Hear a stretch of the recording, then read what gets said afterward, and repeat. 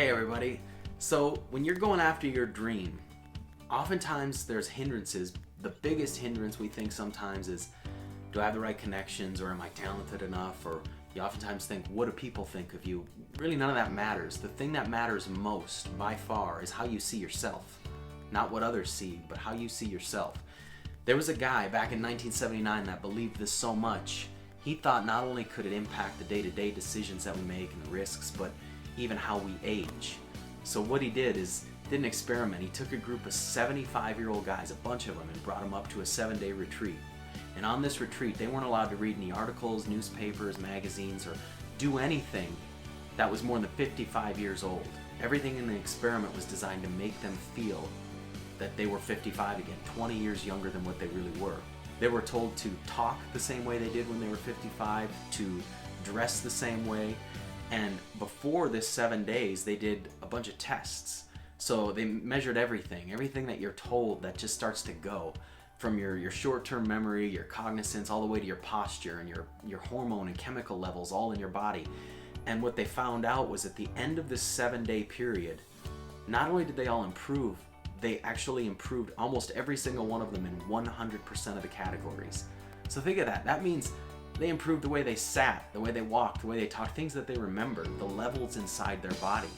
Everything improved in almost every single one of them.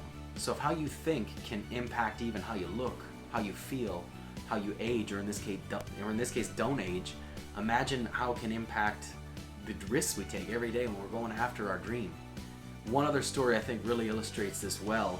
Back in World War II, there was a woman who fell madly in love with this guy and he went off to war. He returned from the war, but unfortunately he never returned to her.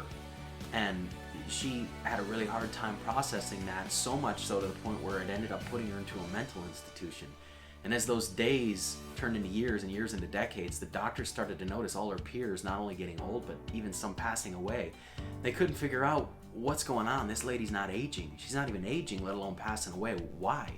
So they ran a series of tests, and the only thing they could conclude after all of that was that she still, in her mind, never got over the fact that he wasn't coming back. So in her mind, she was at that period in her life where at any moment he could walk through the door. At any moment, she's going to see him again. So it's sad in that aspect, but really interesting at the same time to think how she thought she was young, she thought she was at that period in her life, and because of it, her body and everything else followed.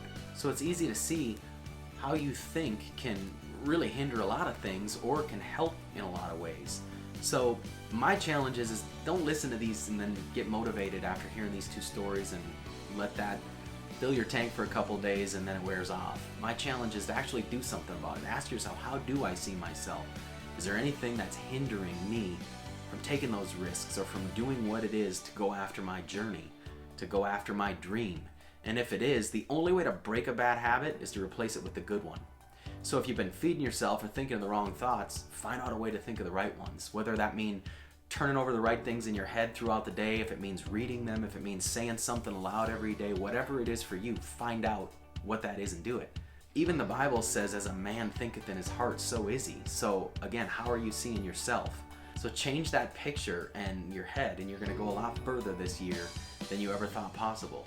So I want to thank you for watching. If you like it, please share it with other people, and go subscribe to my channel on YouTube. I'll keep sharing with you what I learned on my music journey, and I invite you along to rock your own journey and join me in the process. So thanks again for watching. We'll talk to you soon.